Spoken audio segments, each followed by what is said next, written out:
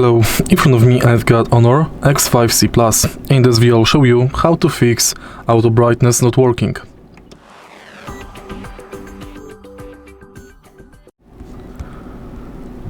In the beginning, most standard step is turning off the smartphone and then turning it on again.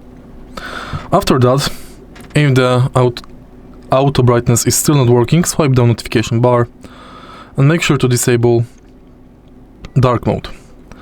Next, go to auto brightness.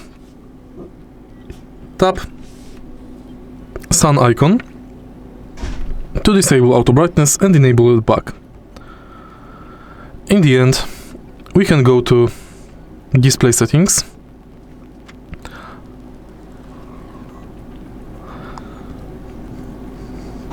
and switch this button. This should fix auto brightness not working. If you find this video helpful, please leave a like, comment and subscribe.